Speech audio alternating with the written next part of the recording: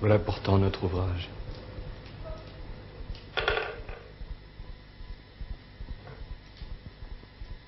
Déclaration des droits de 1793.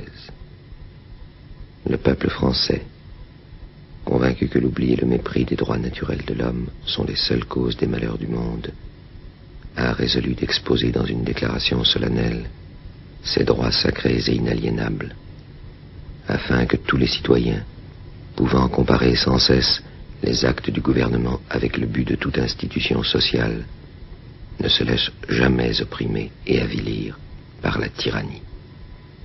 En conséquence, il proclame en présence de l'être suprême la Déclaration des droits de l'homme et du citoyen. Le but de la société est le bonheur commun. Le gouvernement est institué pour garantir à l'homme la jouissance de ses droits. Ces droits sont l'égalité, la liberté, la sûreté, la propriété. Tous les hommes sont égaux de par la nature et devant la loi. La liberté est le pouvoir qui appartient à l'homme de faire tout ce qui ne nuit pas aux droits d'autrui. Ne fais pas à autrui ce que tu ne veux pas qu'il te soit fait. Le droit de manifester sa pensée et ses opinions, soit par la voie de la presse, soit de toute autre manière. Le droit de s'assembler paisiblement.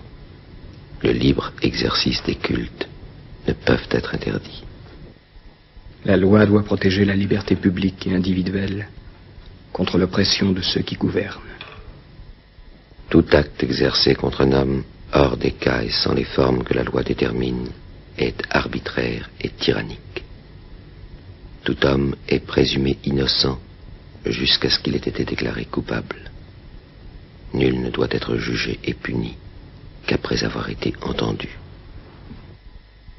Les secours sont une dette sacrée.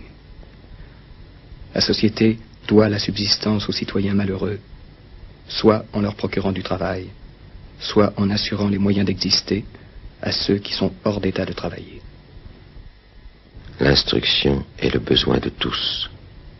La société doit favoriser de tout son pouvoir les progrès de la raison publique et mettre l'instruction à la portée de tous les citoyens.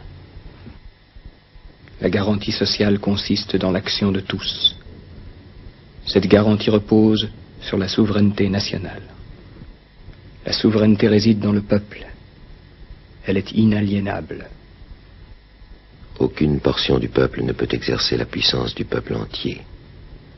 Mais chaque section du peuple souverain assemblée doit jouir du droit d'exprimer sa volonté avec une entière liberté. Que tout individu qui usurperait la souveraineté soit à l'instant mis à mort par les hommes libres. La résistance à l'oppression est la conséquence des autres droits de l'homme. Quand le gouvernement viole le droit du peuple, l'insurrection est pour le peuple et pour chaque portion du peuple le plus sacré et le plus indispensable des devoirs.